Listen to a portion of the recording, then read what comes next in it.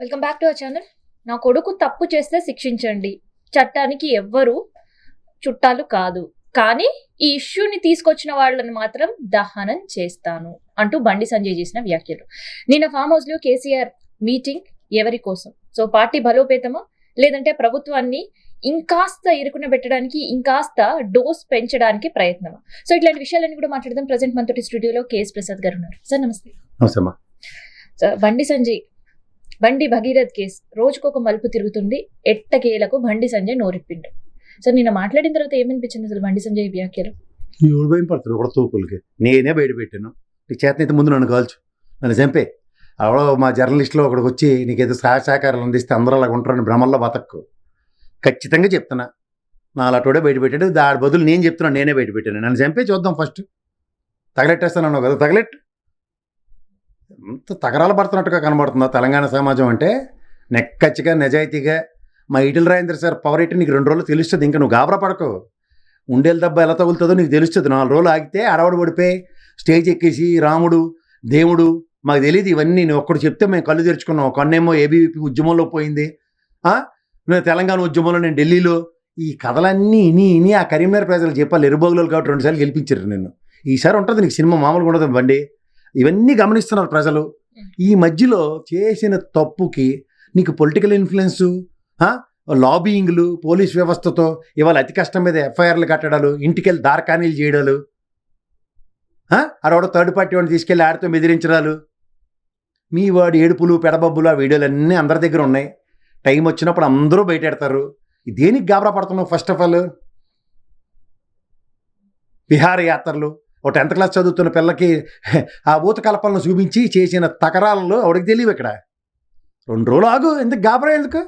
చిట్టు విచారణ మీద మాకు ఎలాగో నమ్మకం ఉండదులే. నీ లాబింగ్లో ఇప్పటిదాకా సక్సెస్ అయ్యావు కాబట్టి నీకు ఎవరో మా సరైన వాళ్ళు తగలకల్లా. లాస్ట్ టైం చూడు, రంగనాథ్ సార్ తగం తగిలించి వదిలేశారు. ఆ కేసీఆర్ గవర్నమెంట్లో కూడా నిన్ను వదిలేశారు 10th క్లాస్ ఎగ్జామ్ పేపర్ విషయంలో. సో ఇప్పుడు ఒకసారి మొదలైతే నీకు అన్న కాంట్రాక్ట్ అన్న, నీకైతే రిక్వెస్ట్ అన్నా, నీకు మా ఈటెల సార్తో పాటు నీకు అదే అవమానం జరిగింది. దాన్ని దృష్టిలో పెట్టుకుని ఈసారి ప్రభుత్వంలో ఉన్నావు కాబట్టి నువ్వైతే చేయగలవన్నా, ఒకసారి ప్రయత్నించు. ఇది మామూలు సినిమా కనపడకూడదు, మలయాళం సినిమా కనబడాలి. వీళ్ళకి పేపర్ మాత్రమే కాదు, యూనివర్సిటీలో డ్రగ్స్ కేసు కూడా ఒకటి ఉంది. అన్నీ ఉంటాయమ్మా. ర్యాగింగ్ పేరుతో ఏకంగా స్టూడెంట్ ని కొట్టిన వీడియోలు కూడా వైరల్ అయిన పరిస్థితి. కేవలం ఒక అండర్ ప్రొటెక్షన్ అంబ్రెల్లా. అంతే. తండ్రి కేంద్ర సహాయ మంత్రి, ఇప్పుడు అప్పుడు అధ్యక్షుడు కూడా కదా ఎలగబెట్టడానికి. సో అంచేత వీళ్ళు ఏంటంటే వీళ్ళని కాపాడుకోవడానికి ఉన్న ప్రభుత్వం, వీళ్ళని కాపాడుకున్న పదవులు వాళ్ళే బీజేపీ వాళ్ళు. మా కేసీఆర్ చెప్పింది అందరూ మర్చిపోయినట్టుకున్నారు. వాషింగ్ పౌడర్ నిర్మా, ఎందుకంటే వీళ్ళ కోసమే అది కనిపెట్టింది ఆ పౌడర్. అప్పుడేమో చిన్నపిల్లల్ని ఆ గౌనీలో తిప్పుకుంటూ వాషింగ్ పౌడర్ నిర్మా అని అడ్వర్టైజ్మెంట్ ఉండేది. ఇప్పుడు వాళ్ళందరినీ తీసి బీజేపీ వాళ్ళనే ఇస్తారు అడ్వర్టైజ్మెంట్. వీళ్ళు సొంత పోసలని మనం రోజు పౌడర్ ఎట్టు కడిగి వీళ్ళు సొంత పోసలని చెప్పాలి మనం. అదే ఇక్కడ బండి మాట్లాడిన మొన్న మాట్లాడిన దానికి నిన్న మాట్లాడిన దానికి కొంత తేడా కనిపిస్తుంది. వ్యవహార శైలి ఇంకా తేడా కనబడుతుంది. అసలే నిలకలేనుడు ఏడు మాట్లాడతారు, అడిగే అర్థం అవదు. ప్రజాక్షేత్రంలో ఉండి కొడుకుకి సమయం ఇయ్యలేకపోయాను అంచేది ఇలా తగలడ్డా. నువ్వే నచ్చని పచ్చపోసవా? అధ్యక్ష పదవి పోవడానికి ఏ కారణాలు ఉన్నాయి చెప్పమంటావు నోరు అందరివి? ఎందుకులే ఏదో రాముడు మహాలక్ష్మమ్మ టెంపుల్ ఇవన్నీ చెప్తున్నావు కదా. మేము కూడా హిందువులమే కదా, నీలా కన్వర్టెడ్ హిందువులు కాదు కదా, నీలా గాబరపడి హిందువులం కాదు కదా. నేను చేత కాస్త సంయమనం పాటిస్తున్నాం. ఇంకా రెచ్చిపోతే మితిమీరిపోతే బట్టబయలు అయిపోద్ది మొత్తం. ఆల్రెడీ మా జర్నలిస్ట్ ఒక అతను పులి కడుపున పులే పుట్టదని అంటే పులి బుద్ధులే దిక్కుమాల బుద్ధులు కొడుకు కూడా వచ్చాయని అర్థం. పులి ఎలా జంతువుల్ని తినేస్తుందో అదే తినే కోణం చిన్న పులికి కూడా వచ్చిందని అర్థం. అదే నువ్వేదో పెద్ద పులి అనుకుని నీ గడుపున పులి పుట్టేసిందని సంబరాలు పెట్టుకోకు. ఒక పక్క మోదీ చేసిన ఒక వ్యాఖ్యల వల్ల మార్కెట్ 16 లక్షల కోట్ల రూపాయలు గోవింద. మళ్ళీ అంబానీ టాప్ వరల్డ్ ఫేమస్. అలాంటి పరిస్థితిలో కనకల్ల బర్ని ఏకంగా మోదీని శ్రీరాముడితో పోలడం ఏమైనా సంబంధం ఉంటుంది? సినిమా వాళ్ళంటేనే డేడి దిమాక్ అని అర్థం. వాళ్ళకి అసలు బుర్రలో గుజ్జు ఉండదు. వాళ్ళు ఒక సినిమాటిక్గా మెలోటిక్గా ఏదో మాట్లాడేసి ఆ పద్మశ్రీ అవార్డుల కోసం వాటి కోసం దేవుళ్ళాడే బ్యాచ్లు అవి సగం. అర్థమైందా? వీళ్ళ యాసాలు జనాలకు ఏవో తెలియనట్టు ఇప్పుడు ఏదో గడ్డం పెంచేసి అడ్డబొట్టు పెట్టి శివుడు పద్యాలు పాడి ఇచ్చినంత మాత్రాన వీళ్ళు వేసిన ఇలాన యాసాలన్నీ మర్చిపోయారు అనుకుంటే చాలా బాధగా ఉంటుంది. అంచేత ఒరిజినల్గా విలన్ వేషాలు వేసేవాళ్ళు ఇవాళ హీరోయిటిక్గా అలా మోహన్ బాబు సినిమాలు చూడు, విలన్ వేసేసి హీరో అయిపోయినట్టు. శేఖర్ కమ్ముల సినిమాలో ఎక్స్ట్రా క్యారెక్టర్లు అందరూ పెద్ద పెద్ద డైరెక్టర్లు పెద్ద పెద్ద హీరోలు అయిపోయినట్టు ఇవన్నీ మాకు తెలియవు అనుకుంటారు కబుర్లు. అంచేత ఈ లేటంటే మునికి కోసం అసలు భగవంతుడు శ్రీరామచంద్రుడి యొక్క ఆవశ్యకత అందరికీ ప్రపంచంలో చదువుకున్నవాడికి ఇంట్లో ఎలవేలుపు కింద కొలుచుకున్న వాళ్ళకి ఆయన యొక్క ఆవశ్యకత అందరికీ తెలుసు. ఏ కోణంలో మీకు నరేంద్ర మోడీ రాముడి కింద కనబడ్డాడు? అట్లీస్ట్ ఏకపత్ని వ్రతుడు అన్న పదం ఉంది శ్రీరామచంద్రుడి వారికి.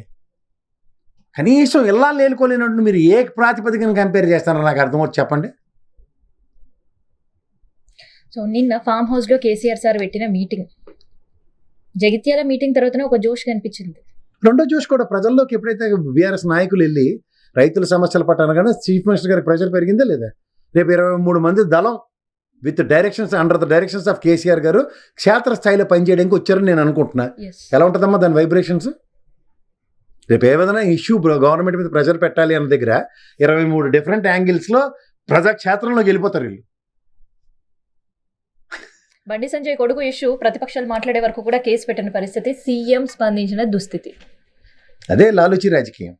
మరి హెచ్ఎస్సీసీ మీటింగ్లో కూర్చొని చంద్రబాబు ఎవరు నరేంద్ర మోడీ గారితో కేసీఆర్ మన రేవంత్ రెడ్డి గారి మంత్రాలు సగం దీనివే అయి ఉంటాయి. అందుకే ఇట్రా మాతోరా మేము మీరు ఒకటే. పక్క రాష్ట్రం అపోజిషన్ తో పోలిస్తే తెలంగాణలో అపోజిషన్ రోల్ చాలా చాలా టఫ్ గా దర్ లీడింగ్ ఇట్. సో ఈ మీటింగ్ తర్వాత కూడా సో ప్రభుత్వం పైన ఇంకా ప్రెజర్ పడే అవకాశం ఉంటుంది. గ్యారంటీగా ఉంటుంది. ప్రజా సమస్యలు రోజు రోజుకి పెళ్ళుబుకుపోతున్నాయి. ఒక పక్క రైతులు ఇప్పుడు గిట్టుబాటు ధరతో రేపు రైతులు కళ్ళాల దగ్గర నుంచి కొనాలి కదా. ఒక పక్క ఇప్పుడు అకాల వర్షంతో పాడైన పంటలు కొనాలి. ఇవన్నిటి మీద కేసీఆర్ గారు రైతు పక్షపాత. ఆయన రైతుకి ఏమైనా జరిగితే అల్లాడిపోయి మనిషి అయినా ఫస్ట్ క్షేత్రస్థాయిలో దిశ నిర్దేశించాడు. రేపటి నుంచి వాళ్ళ గ్రౌండ్ లెవెల్లో ప్రజలు అక్యుములేట్ చేసుకుంటూ తిరిగితే ఏమవుతుంది వీళ్ళ పరిస్థితి? కొంచెం ఊహకందని పరిణామాలు ఉంటాయి వీళ్ళకి. అంచేత డోంట్ అండర్ ఎస్టిమేట్. ఒక సేద తీరుతున్న ఒక సింహాన్ని పట్టుకుని జూలు దొరికింది కదా అని లాగుదామని కేసీఆర్ గారి మీద 4-5 అవాకులు చవాకులు పేలుకుంటే నాలుగు కాలక్షేపం జరిగింది. ఆయన క్షేత్రస్థాయిలో రణనీతిని రచిస్తే ఎలా ఉంటుందంటే రేపటి నుంచి కార్యాచరణ. అందులో నిదానంగా భోంచేసి రండి అని ఉంది. సమాధానం ఇచ్చి టైం వేస్ట్ కార్యక్రమం పిల్లలేదు. 2:30 తర్వాత రమ్మన్నాడు. జ్ఞాపకం ఉందా? చూసావా? అంటే శుభ్రం పూటుగా తినరండి అని అర్థం. ఆయనతో క్లాస్ ఎలా ఉంటుంది? కునుకుపాట్లు కూడా రావు. They need to stand on their toes. సంచేత get ready for jungle drums. Thank you sir.